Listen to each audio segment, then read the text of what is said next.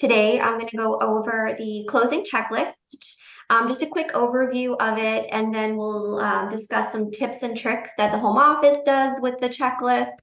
All right, so this checklist will populate whenever the home office approves a status change to in contract. It's right here.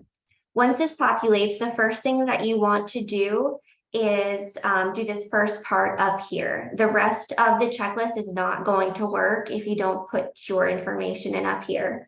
The first thing to do would be to put in your due diligence day. We'll just put in a week. Lending approval date, if there is lending, this date should be on your purchase agreement. We kind of average, I think, about 30 days for the lending approval date. So I'm just going to mock up some information here.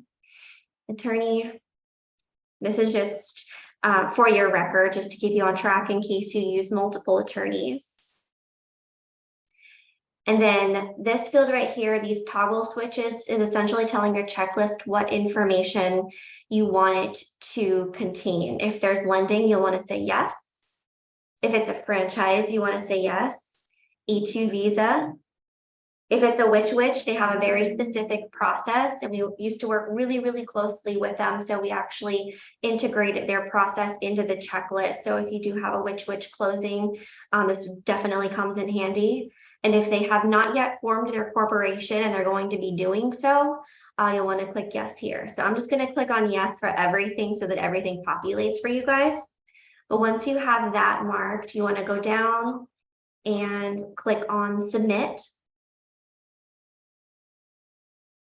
So that's essentially saving your checklist with everything that it needs to pull into. So once you've done that, you're going to be able to start marking things as complete. The first thing that you'll do once a listing goes into contract is save the fully executed document within the listing, which I've already done so here. We save it as fully executed, whatever the document is, the buyer's name, the listing number, and the date. We do that for every single listing that's in contract. That just keeps everything organized.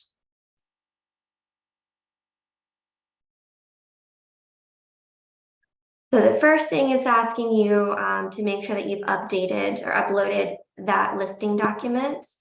So there's two ways you can mark things as complete. You can go in there and just check complete and it'll immediately update. Or if there's multiple things you're doing, like we'll do these two next, you can click multiple items and then click submit at the bottom. So the next item on here is to send your congratulations emails. Now we do recommend sending all emails and putting all buyer notes for contracts within the buyer. This keeps everything in one place and that deal is specific to that buyer. And it'll also make it a lot easier on the hot report to see everything in one place. So I have myself as a buyer under contract. So see what I look like. So I'm down here. And then the most recent buyer note, it's going to be under this I. I don't have anything in there yet, but let's go ahead and send out those congratulations emails. Okay, so within myself, I click send email. These are going to be under in contract. We'll key in the listing number. And then, so there's two emails for congratulations you'll want to send. I'll show you as an example. There's the seller email. It's just giving him some information and saying, you know, hold off. We're going to confirm escrow first. That'll be our next step. So you would say email, and then of course you want to send that only to the seller. You also want to go ahead and include the fully executed purchase agreement. Now, if you're sending this through DocuSign originally, they should have already received the fully executed purchase agreement once everybody had executed it. But just in case, I always check that just to make sure that they're receiving it in my first email. And then we'd go ahead and send. Then for the buyer, it says buyer day one, congratulations. You'll click on that one. Now this one has some stuff that you'll need to fill out on here. You will want to mark buyer, not the seller on this one. But this email is telling them that basically the time has started clicking for them to send their wire. So let's see here. Instructions. I think it's up here near the top. So near the top here, it does say the attorney's contact information is found below. What I usually do right here is I just go ahead and copy it from the purchase agreement and then paste it in here. I copy in their name, their phone number, and their email address, and their address, and I just pasted that right in there. And that's it on that one. That's the only information that you need to fill in, but that'll go to the buyer. We've also implemented a text message. You guys have probably already come across a situation where, because we have sell in our name, spam likes to grab a lot of our emails. And sometimes, you'll call a buyer and they'll say, I never got the email. So we want to make sure that they're getting these, that they know that listing is contract and they need to send their escrow. So we'll also go ahead and shoot them a text or give them a call and say, hey, we just sent this email. It's time to submit escrow. You have such and such number of hours to submit it. So that's just a good practice to make sure that they get the email. Now, once they have submitted escrow, there is a second email you'll send. It's the buyer and seller escrow is confirmed weekly calls. Now, the home office definitely recommends doing a weekly call as soon as escrow is confirmed. It just keeps the deals to stay on track. There's a lot of things that can get missed in communication and just missed emails when there's just emails back and forth. So we definitely keep the deal on track. You want to have a set weekly call, and home office does this for every single one of their deals. We typically give them just 2 options for a call, and I'll send this both to the buyer and the seller. So they'll just respond back telling you which time works for them. You will want to make it so all 3 of you are on the call. You don't want to have one call with the buyer and one call with the seller. It needs to be a conference call. So once you've sent that, you can go back to our checklist and we can check that off. The next email is to notify the escrow agent. So right after we would send those day 1 emails, still under in contract, it's the escrow note to attorney. This is just letting the attorney know, hey, we just went into contract. Go ahead and reach out to the buyer for their escrow. They'll go ahead and send over their wiring instructions. This just kind of gives them a heads up. We also attach the purchase agreement to the escrow agent as well, just so that they have all of the information. So the yellow is where you need to fill out. So we would typically do Dear Ben. And then right here, you would put in how much. And then we would not send this to the buyer. This is only going to the escrow agent. So you want to make sure that you're filling out their information under other email address. This is a place where you can send an email to anybody. It doesn't have to be the buyer, seller, the agent. This is where you'll fill out, for this email specifically, the attorney. And over here, we would click on submit, or the complete button.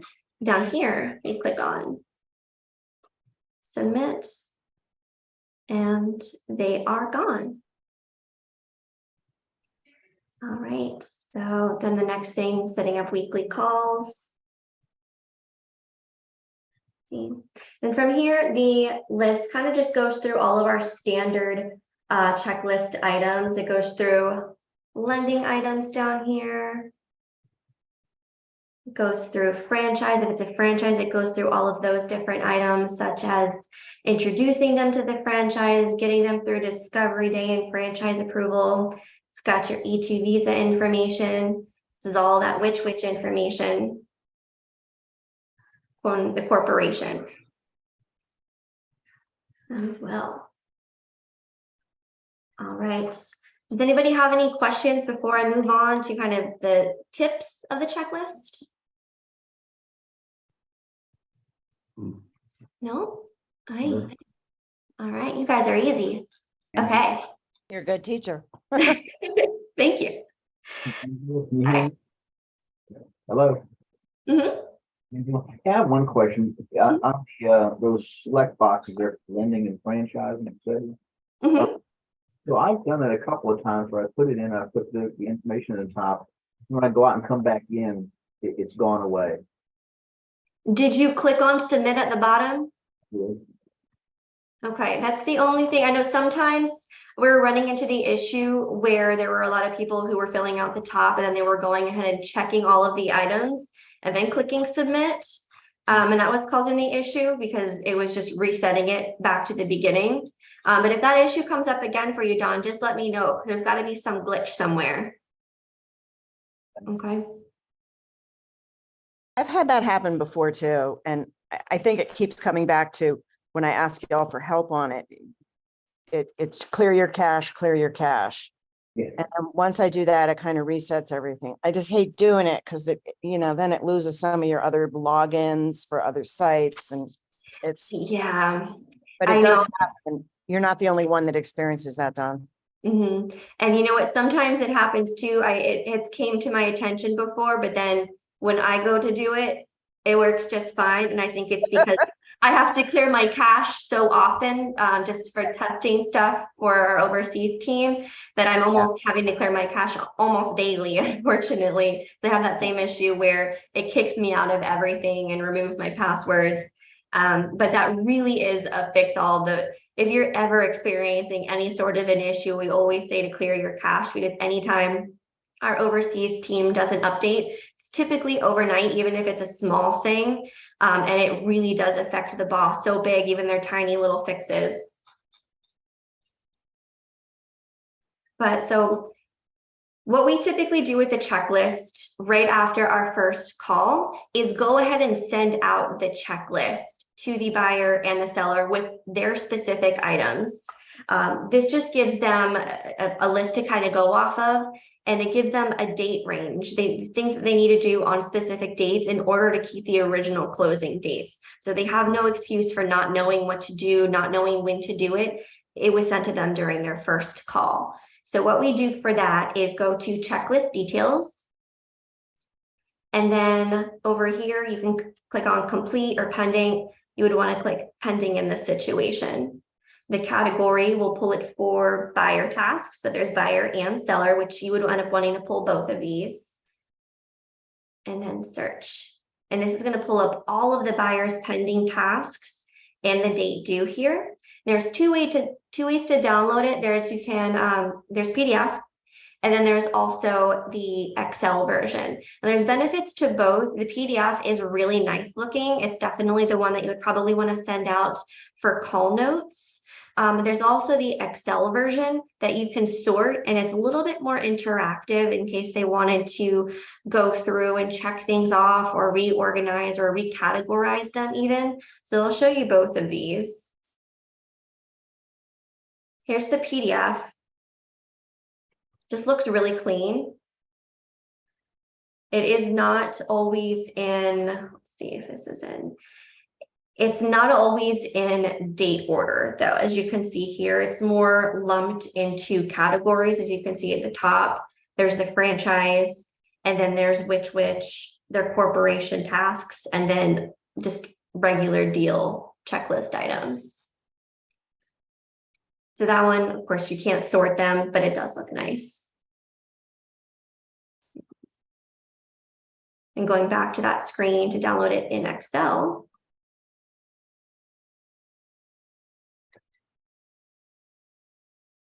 Right here. Okay, so this opened up in a different window. This is what it'll look like.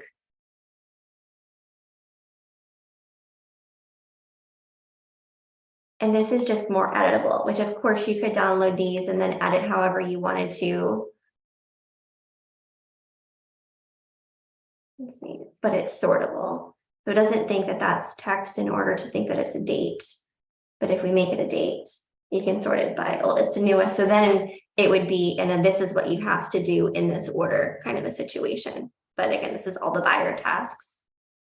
And then it would be the same thing for the seller. So that would be entirely up to you if you prefer one over the other, or you can send both of them really. Yeah, I think that's pretty much it in regards to the checklist. It's not really a complicated thing to learn, but it's just something that, especially if you're newer, you kind of learn it in your training, but then, you know, you don't go out the next week and have a deal and contract in order to use it. Usually it can be a couple of months. So it's not something that you may be familiar with, and it may be something that you need a refresher once you do have something in contract.